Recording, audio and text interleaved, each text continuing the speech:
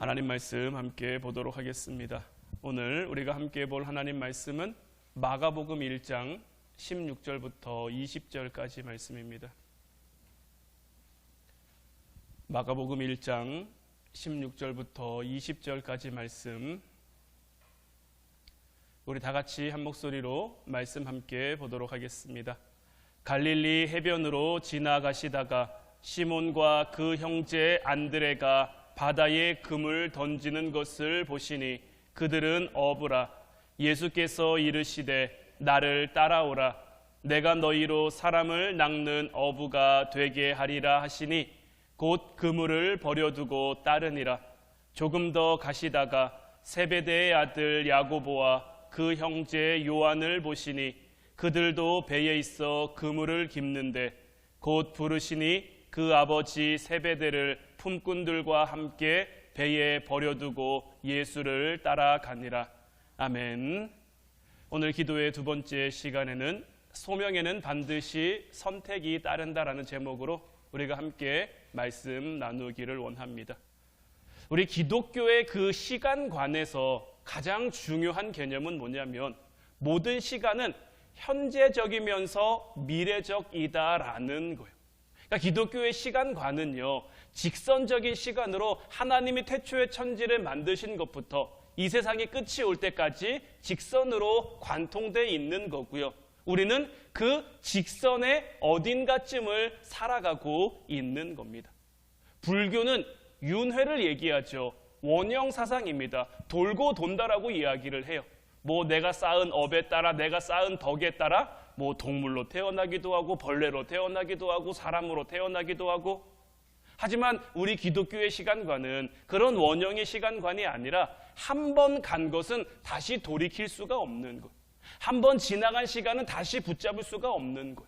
우리는 그저 끝을 향해 조금씩 나아가고 있는 겁니다. 그렇기에 우리는 한정된 시간을 살아가는 거예요. 영원한 시간으로 내 인생을 바라본다면, 어제도 말씀드렸습니다마는 하나님이 만드신 그 놀라운 세계 가운데 나라는 존재는 정말 작은 겨자씨 한 알보다도 더 작은 존재겠죠. 시간이라는 개념도 마찬가지입니다. 하나님의 이 영원이라는 그 시간적 개념에서 우리의 인생을 본다면, 우리가 뭐 요즘 100세 시대라고 얘기를 해서 백수 하시는 분들, 100세 이상을 살아가시는 분들이 꽤 많으신데, 그렇게 100세를 살아도 하나님의 그 영원한 시간 안에서 본다면 정말 찰나에 불과할 수밖에 없다라는 거예요. 그래서 베드로후서 3장 8절 말씀을 보면, 사랑하는 자들아, 주께는 하루가 1000년 같고 1000년이 하루 같다는 이 한 가지를 잊지 말라라고 이야기를 하는 거예요.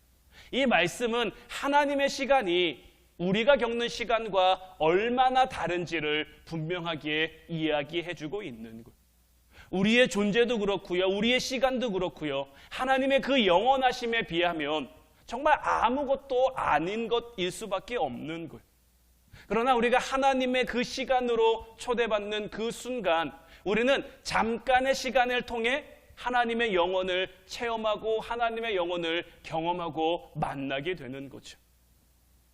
자, 제가 그림을 하나 이제 준비해 봤는데, 자, 태초부터 마지막까지를 직선으로, 우리 시간은 직선이라고 말씀드렸잖아요. 그 직선으로 하면 우리의 삶은, 제가 저기 위에 작은 점 하나를 찍어 놨는데, 사실은 저만큼이 영원이라고 한다면 저만큼의 점만큼 크기도 안 될 수도 있는 거예요. 그래도 여러분 보시기에 좀 편하라고 그래도 제가 보일 만큼의 점을 찍어 놨는데, 어떤 의미에서는 저만큼의 점도 우리에게 굉장히 과분한 시간일 수 있는 거예요. 그러니까 저 점점들이 모여 내 인생이 되는 거죠. 그러니까 우리의 인생을 어떤 크고 작은 사건들, 큰 사건도 있을 거고, 그래서 큰 점도 있는 거고 작은 점도 있는 거고요. 내 인생을 살아가는 동안 큰 사건도 만나고, 큰 문제도 만나고, 큰 어려움도 만나고, 반대로 큰 좋은 일들도 경험하고, 큰 소망도 경험하고, 큰 감사한 일들만 경험하고, 이 모든 것들이 그냥 하나로 이렇게 이어져 가고 있는 거예요. 그런데 저 점과 점 사이를 내가 가장 빠른 길로 직선으로 이렇게 갈 수도 있지만, 내 선택에 따라서 이렇게 구불구불하게 그러니까 이렇게 직선으로 갈 수 있으면 이게 어떻게 보면 제일 좋겠죠. 그런데 우리가 언제나 저렇게 정확함, 온전함을 택할 수만은 없잖아요. 그러니까 때로는 우리의 선택에 따라 이 점과 점 사이를 구불구불하게 돌아 가기도 하는 그런 일들이 우리에게 벌어지죠. 그러나 이 모든 것들 가운데 분명한 것은 뭐냐면 이 점과 점 사이에 이 연결된 그 선들은 오늘의 사건이 오늘을 넘어 내일, 미래를 향해 연결되어 있다라는 거예요. 제가 처음에 보여드린 이 표처럼 태초부터 마지막까지 하나님의 그 큰 계획하심 속에 우리는 살아가고 있고 그 하나님의 계획 속에 우리는 그 어딘가쯤을 살아가고 있는데 우리의 인생에 주어진 한 사건 한 사건들이 그냥 한 사건으로 끝나버리는 사건이 아니라 어제가 오늘을 만들고 오늘이 내일을 만드는 거예요. 어제가 오늘을 만들고 오늘이 내일을 만드는 그 과정 속에 있어서 이렇게 점과 점이 직선으로 연결된 것처럼 빨리 갈 수도 있지만 이렇게 구불구불하게 돌아 갈 수도 있다라는 거예요. 그렇기에 우리는 어떤 삶을 살아가야 되냐면 현재를 살아도 내일을 준비하는 삶, 현재를 살아도 미래를 바라보는 그 삶을 우리는 살아갈 수 있어야 되는 거예요. 그러니까 이 부분에서는 우리 기독교인들만 그런 건 아닙니다. 세상 사람들도 얼마든지 내일을 준비해라, 내일을 대비해라 이렇게 이야기를 합니다. 다만 그들이 바라는 내일과 우리가 꿈꾸는 내일이 다른 거죠. 이 세상이 말하는 내일은 무엇입니까? 우리가 좀 더 높아지고 우리가 좀 더 많은 것을 누리고 우리가 좀 더 올라가는 좀 더 윤택한 삶을, 좀 더 풍성한 삶을 살 수 있는 그러한 내일을 꿈꾸기 위해서 오늘을 희생하고 오늘을 참고 오늘을 견디라고 말하지만 성경이 말하고 있는 내일을 준비하는 삶은 그게 아닙니다. 내일을 위해 오늘을 포기하고 내일을 위해 오늘을 희생하는 것이 아니라 내일을 위해 성실히 오늘 하루를 살아가는 겁니다. 내일 하루를 위해 우리에게 주어진 내일을 위해 하나님의 말씀대로 하나님의 뜻대로 우리에게 주어진 오늘을 살아가는 거예요. 그래서 내일 염려는 내일 하는 거라고 주님께서 말씀하시는 거예요. 우리 그리스도인들은 어떤 소망을 가지고 살아갑니까? 우리 그리스도인들은 마지막 때가 되면요 하나님의 심판대 앞에 선다라는 것을 알고 살아가죠. 그것을 넘어서 하나님 나라라는 그 영혼을 꿈꾸며 소망하며 우리는 살아가는 그 미래관을 우리는 가지고 있단 말이에요. 그러니까 따라서 이 영원한 하나님 나라를 우리가 그려봤을 때 그리고 우리의 과거와 우리의 현재와 우리의 미래가 이어진다라는 그런 직선적인 그 시간관, 그 관점 안으로 봤을 때 지금 내가 결정하는 것, 지금 내가 선택하는 것에 따라서 내 미래, 내 나중, 내 영혼조차도 달라질 수 있다라는 것. 하나님의 심판대 앞에 섰을 때 지금 내가 내린 결정이, 지금 내가 선택한 것이 다시는 돌이킬 수 없는 그러한 결정이 될 수도 있다라는 것. 그렇기 때문에 하나님의 시간으로 초대를 받은 사람들은 반드시 지금 나의 선택이 굉장히 중요하다는 것을 깨달으며 살아가야 되는 것. 소명받은 사람에게 가장 중요한 것은 뭐냐면 바로 지금 내가 하는 선택인 거예요. 오늘 본문 말씀을 다시 보면 갈릴리 해변으로 지나가시다가 시몬과 그 형제 안드레가 바다에 그물 던지는 것을 보시니 그들은 어부라. 예수께서 이르시되 나를 따라오라. 내가 너희로 사람을 낚는 어부가 되게 하리라 하시니 곧 그물을 버려두고 따르니라. 조금 더 가시다가 세베대의 아들 야고보와 그 형제 요한을 보시니 그들도 배에 있어 그물을 깁는데 곧 부르시니 그 아버지 세베대를 품꾼들과 함께 배에 버려두고 예수를 따라가니라. 자, 예수님께서 이 땅에 오셨습니다. 예수님의 성육신 사건은요 하나님의 영원한 시간이 우리의 시간 속으로 들어온 사건입니다. 하나님의 시간과 우리의 시간에 대해서는 어제 말씀을 드렸으니까 더 자세하게는 말씀 안 드릴게요. 예수님의 성육신 사건은요 하나님의 영원한 그 시간이 우리 안으로, 우리의 시간대 안으로 들어온 거예요. 예수님은 육신의 몸을 입고 우리의 시간 안으로 들어와 주시는 거예요. 우리와 똑같은 시간대를 살아가시면서 우리와 똑같은 시간을 살아가시면서 하나님의 시간을 바라볼 수 있는, 하나님의 그 시간을 경험할 수 있는 하나님의 시간으로 우리를 초대하시고 우리를 인도하시고 우리를 데려가시는 거예요. 자, 오늘 말씀은요 어부로 사는 제자들이죠. 시몬과 안드레도 그렇고요, 요한과 야고보도 그렇고요, 그냥 평범하게 어부로 그들에게 주어진 시간을 살아가고 있었어요. 그런데 예수님께서 그들의 시간을 찾아가셨죠. 그들의 시간을 찾아가서서 그들을 어디로 초대하시는 겁니까? 하나님의 시간으로 그들을 초대하는 거예요. 자, 시몬과 안드레에게도 그렇고 요한과 야고보에게도 그렇고 예수님이 초대하셨어요. 그러면 그 다음은 무엇입니까? 이들의 선택인 거예요. 오늘 말씀에서는 이들 네 사람이 다 하나님의 시간대를 향한 그 초대에 응하고 순종해 그것으로 나갔지만 사실 예수님의 이 부름에 얼마든지 거부하고 거절할 수도 있는 거죠. 그 선택이 우리의 삶을, 우리의 내일을, 우리의 미래를 바꿔가게 되는 거예요. 자기의 시간 속에서 하나님의 시간을 살아갈 것인지 아니면 자기가 그냥 원하는 삶, 자기에게 주어진 그냥 시간이 흘러가는 대로의 삶을 살 것인지를 선택하고 결정해야 되는 거예요. 그리고 이 선택이라는 것이 단순히 선택으로 끝나버리는 것이 아니라 이제 그들이 살아갈 삶의 방식도 바꾸어 버리게 될 거예요. 왜냐하면요, 이들이 하나님의 시간을 선택한다는 것은 하나님의 시간대를 바라보는 것이고 하나님의 일하심을 바라보는 것이고 하나님의 역사하심을 바라보는 것이고 그렇게 하나님이 다스리시는 세상을 바라본, 세상을 경험하고 나서는 똑같은 시선, 똑같은 방법, 똑같은 방향을 향해 살아갈 수가 없는 거죠. 소명이라는 것은 내가 어떤 일을 감당하느냐를 넘어서는 거예요. 하나님의 초대를 우리가 받으면요, 지금이라는 나의 시간 속에서 어떤 선택을 하느냐의 그 문제를 반드시 가져오는 거예요. 어제도 말씀드린 것처럼 출애굽기 3장은요 모세의 소명장입니다. 하나님이 모세를 부르시는 그 장면인데, 자, 먼저 출애굽기 3장 5절 말씀을 보면 하나님이 이르시되 이리로 가까이 오지 말라. 내가 선 곳은 거룩한 땅이니 내 발에서 신을 벗으라. 평범하게 살아가고 있는 그 모세에게 40년 동안 장인 이드로의 양을 치면서 그냥 늘 같은 하루하루를 보내던 그 모세에게 하나님이 찾아오셨죠.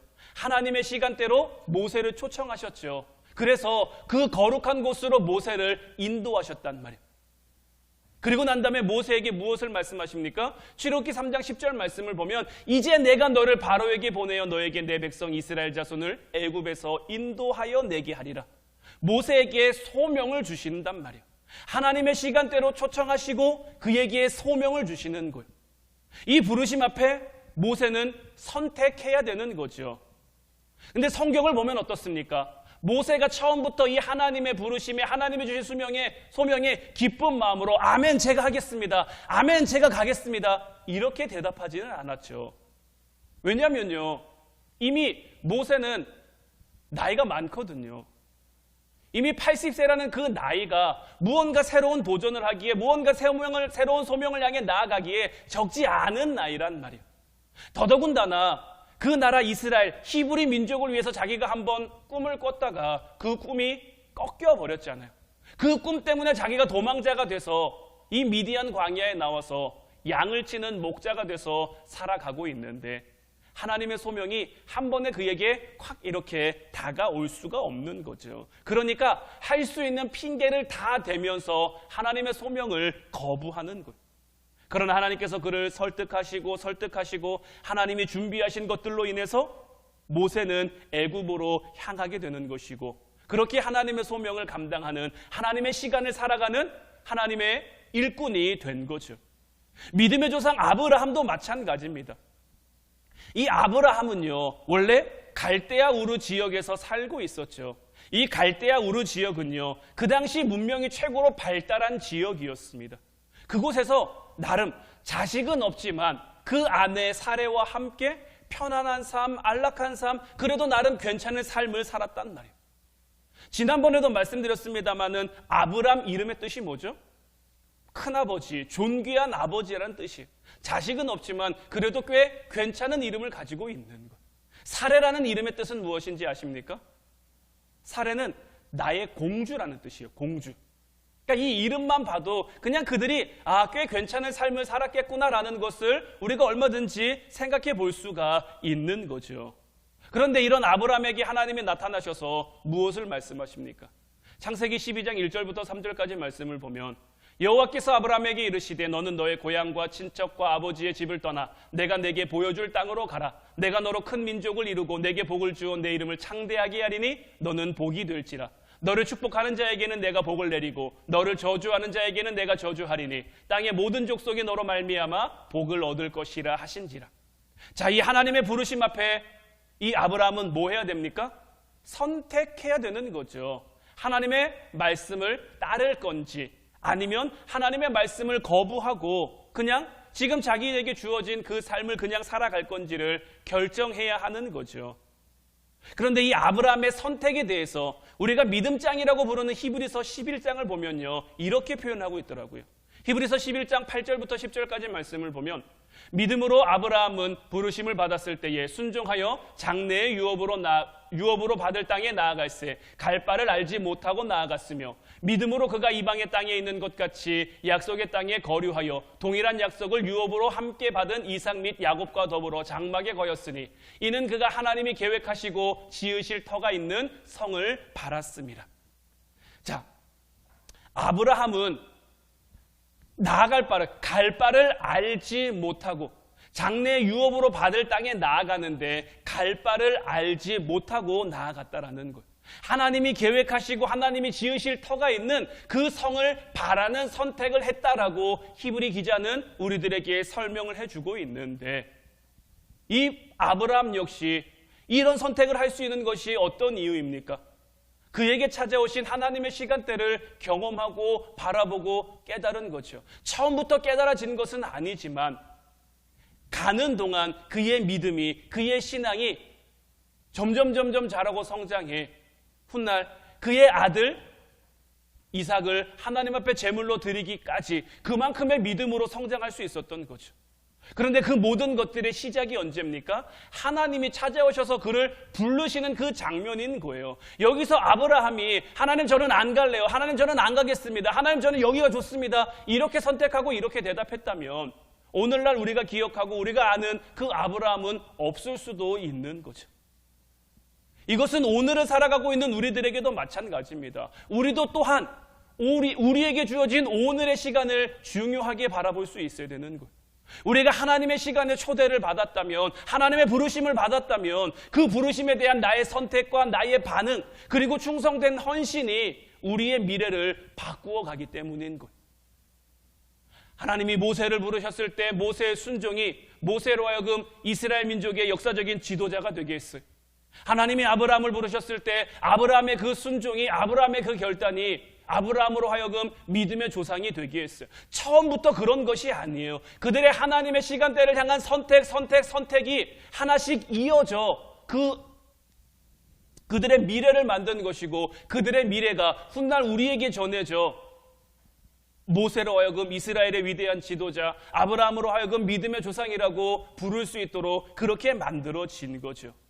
우리들의 삶도 마찬가지입니다. 하나님의 시간 그 흐름 속에서 우리 현재를 바라볼 수 있어야 되는 거예요. 지금 하나님이 우리를 어디로 부르시는지, 지금 하나님이 우리에게 무엇을 원하시는지, 지금 하나님이 우리에게 무엇을 바라시는지 우리는 그것을 볼 수 있어야 되는데, 그 관점의 변화가 하나님이 우리에게 주신 소명인 것이고요. 그 소명에는 오늘 말씀의 제목처럼 반드시 선택이 따르는 거예요. 이 선택을 위해서 우리는 반드시 두 가지를 기억해야 되는데, 첫 번째는 포기입니다. 포기. 선택은요, 포기로부터 시작되는 거예요. 완전한 포기가 되지 않는 선택은 잘못된 거예요. 하나님의 부르심이 있다라는 것은 내가 내려놓아야 될 것, 내가 포기해야 될 것도 분명히 있다라는 것을 알아야 하는 거예요. 한 부자 청년이 예수님에게 나왔습니다. 영생을 얻기 위해서 어떻게 해야 됩니까? 모세가 말한 율법을 지켜라. 제가 어려서부터 이 모든 것들을 다 지킵니다. 그러니까 예수님이 그 부자 청년에게 뭘 말씀하시죠? 네가 가지고 있는 것들을 가난한 자에게 주고 나를 따르라. 성경은 이 부자 청년에 대해 뭐라고 말합니까? 이 부자 청년이 재물이 많기 때문에 근심하며 떠났다라고 기록하고 있는 거예요. 포기할 줄 모르면요, 항상 이 문제로 하나님의 부르심에 문제가 생길 수밖에 없는 거예요. 자, 예를 들면요, 내가 어떤 사람을 배우자로 선택했어요. 제가 저희 사모님을 제 배우자로 선택했단 말이에요. 그럼 제가 저희 사모님을 배우자로 선택했다라는 것은 다른 많은 여자들을 다 포기했다라는 얘기죠. 제가 사모님을 배우자로 선택했는데 다른 여자들을 포기하지 않았어요. 이거 굉장히 큰 문제가 있는 거죠. 아주 심각한 문제를 초래할 수 있는 거죠. 지금 나의 선택이 미래를 결정한다면 이 선택에는 앞으로 내가 계속해서 포기하고 내려놓아야 할 그 많은 것들이 포함되어 있는 거예요. 내가 소명을 위해서 어떤 걸 선택할 때는요, 그 수많은 것들을 포기할 각오 또한 해야 되는 거예요. 제가 저희 사모님이랑 미래를 약속하고 평생을 꿈꾸고 선택을 했단 말이에요. 그럼 저는 다른 것들을 다 포기하고 사모님만 바라봐야 되는 거죠. 이게 맞는 거죠. 이게 맞는 거란 말이에요. 그런데 선택했는데 여전히 다른 데로 눈이 계속 어디 더 좋은 사람 없는지, 어디 더 좋은 여자 없는지 계속 이러고 있다면 이거는 안 되는 거죠. 그런데 우리의 삶이 이럴 때가 있단 말이에요. 포기를 모르고 선택하기 때문에, 내려놓을 줄 모르고 선택하기 때문에 분별이 안 되는 거예요. 내가 선택했으면 나머지 것들은 포기할 줄 알았는데 이 포기가 안 되니까 분별이 안 되고 포기하지 못하는 그 욕심으로부터 갈등이 빚어진단 말이에요. 그래서 포기했으면 그 다음은 뭐 해야 되냐면 두 번째는 집중입니다. 집중. 포기만 하고 포기하고 선택했다라고 해서 바로 열매를 거둘 수 있는 것은 아니에요. 제가 배우자를 선택했으면 그 배우자에게 집중해야죠. 내가 사모님을 선택하고 다른 사람들을 포기했다. 그렇다고 우리 가정에 뭔가 열매가 생깁니까? 나는 포기했으니 아무것도 안 해도 돼. 나는 포기했으니 사모님이 다 해야 돼. 다 맞춰야 돼. 이렇게 하면 가정이 제대로 이렇게 되겠습니까? 아닌 거죠. 내가 포기한 건 포기한 거고, 사실 내가 포기한 건 내가 포기한 거지 사모님이 포기한 게 아니잖아요. 그러면 포기하고 저는 이제 선택했으니 집중해야 되는 거예요. 우리 가정을 위해서 집중해야 가정이 가정의 열매를 맺어갈 수도 있는 거죠. 완전한 포기와 함께 내가 선택한 것에 대한 그 집중이 값진 결과를 만들어 갈 수 있는 거예요. 이 선택이라는 것은 포기의 결단과 함께 내가 선택한 것에 대해서 온 마음과 온 힘을 다해서 집중하는 거예요. 마가복음 12장 30절 말씀 보면 내 마음을 다하고 목숨을 다하고 뜻을 다하고 힘을 다하여 주 너의 하나님을 사랑하라 하신 것이요. 율법 중에서 최고의 계명이자 최고의 율법이죠. 우리가 하나님을 사랑할 때 어떻게 사랑해야 됩니까? 마음을 다하고 목숨을 다하고 뜻을 다하고 힘을 다하여 주 너의 하나님을 사랑해야 하는데, 자, 여러분들은 하나님을 이만큼 사랑하고 계십니까? 여러분들은 다 하나님을 선택하셨죠. 하나님을 선택하기에 이 자리에 왔죠. 그럼 자, 선택에는 두 가지가 따른다 그랬죠. 뭐죠?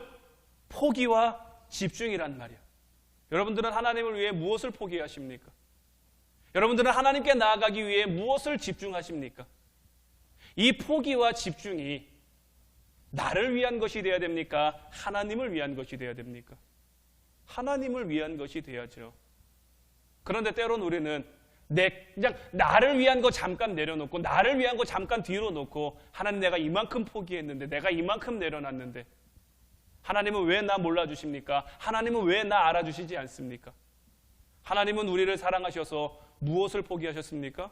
예수님을 포기하셨죠. 그 예수님은 십자가에 달하기까지 우리에게 집중하셨죠. 그 하나님을 우리는 어떻게 사랑해야 됩니까? 이 말씀처럼 정말 마음을 다하고 목숨을 다하고 뜻을 다하고 힘을 다해 하나님을 사랑하는 우리 화운 성도들이 될 수 있기를 주님의 이름으로 축원해 드립니다. 이렇게 우리가 하나님을 선택하면 하나님 안에서 그 선택의 열매를 맺을 수가 있는 거예요. 출애굽한 이스라엘 백성들 보면요, 어느 시대보다 하나님의 역사하심, 하나님의 기적을 많이 체험하고 많이 경험했죠. 하나님은 날마다 그들에게 구름 기둥과 불 기둥으로 인도해 주셨고요, 만나와 메추라기를 주셨고요, 반석에서 물이 나오게 하셨단 말이에요. 그러나 그들은 하나님이 보여주실 그 약속의 땅, 하나님은 그들에게 약속의 땅을 선택하게 하시고 그 땅으로 나아가게 하셨는데, 이스라엘 백성들은 그 땅을 향해 집중하지 못한 거예요. 그 땅에 들어가서도 하나님 말씀에 집중하지 못한 거예요. 그 땅에 들어가서도 하나님 백성으로 사는 삶에 집중하지 못한 거예요. 포기할 건 포기하고 내려놓고 집중할 건 집중해야 되는데 그런 삶이 전혀 이루어지지 못한 거예요. 집중하지 말아야 할 것에 집중하고 포기하지 말아야 할 것을 포기하고 그들이 그런 모습으로 살아가니까 하나님이 하나님의 백성으로 그들을 가만두실 수가 없는 거죠. 하나님의 인도하심이 내가 지금 걸어가는 이 길, 하나님의 부르심의 이 길을 선택했다라고 끝나는 것이 아니라 하나님의 부르심, 그 하나님의 그 시간대를 내가 선택함으로 인해서 내가 반드시 포기해야 할 것도 있고 내려놓아야 할 것도 있고 반대로 집중해야 할 것도 있다는 것을 우리가 알아야 하는 거예요. 따라서 이제 우리가 어떤 선택을 할 때 지금 내 삶 가운데 현재 시간대에 어떤 내 느낌대로 내 감각대로 내 마음대로 결정하고 선택하는 것이 아니라 그런 선택 그런 결정에는 반드시 실수가 나올 수밖에 없어요. 하나님의 부르심 앞에 기도함으로 결정해 갈 수 있는 여러분 되시기를 축원합니다. 오늘 나의 선택이 그저 오늘 나의 선택으로 끝나는 것이 아니라 나의 내일로 나의 미래로 이어진다라는 것을 우리가 반드시 기억하면서 지금 현재라는 내 삶의 이 시간 속에서 하나님의 시간을 바라보며 하나님의 부르심을 바라보며 때로는 포기하고 때로는 내려놓고 때로는 집중하는 그 삶을 통해 하나님께 영광 돌리며 하나님의 백성으로 하나님의 일꾼으로 모세가 그러한 삶을 살아갔던 것처럼 오늘 말씀에 나온 이 네 제자들이 그러한 삶을 살아갔던 것처럼 아브라함이 그러한 삶을 살아갔던 것처럼 저와 여러분들도 그러한 삶 살아갈 수 있기를 주님의 이름으로 축원해 드립니다. 이제 우리 같이 찬양하고 기도하기를 원하는데 오늘 이 시간에는 주의 말씀 앞에 선이라는 찬양을 함께 고백했으면 좋겠어요. 주님의 말씀 앞에 우리는 다 서 있는 거예요. 이 말씀 앞에 우리는 선택할 수 있죠. 그 말씀을 따를 것인지 그 말씀을 따르지 않을 것인지. 물론 우리가 하나님의 말씀을 지금 택하지 못한다고 해서 하나님이 우리를 버리시진 않습니다. 우리가 이사야서 말씀을 통해 우리가 함께 나눴었지만 하나님은 우리를 포기하지 않고 하나님은 우리를 내버려두지 않고 우리가 하나님의 말씀을 택하지 않은 그 자리, 그렇게 나아간 그 자리까지 우리를 찾아와 주실 거예요. 근데 그런 삶은 제가 앞서 보여드린 그 점들을 이은 것처럼 굽이 돌아가는 그런 길이 되겠죠. 우리가 이왕 하나님 믿는 거, 이왕 하나님 앞에 서가는 거, 정말 하나님이 기뻐하실 만한, 하나님이 택하실 만한, 하나님이 쓰실 만한 그런 일꾼으로 섰으면 좋겠어요.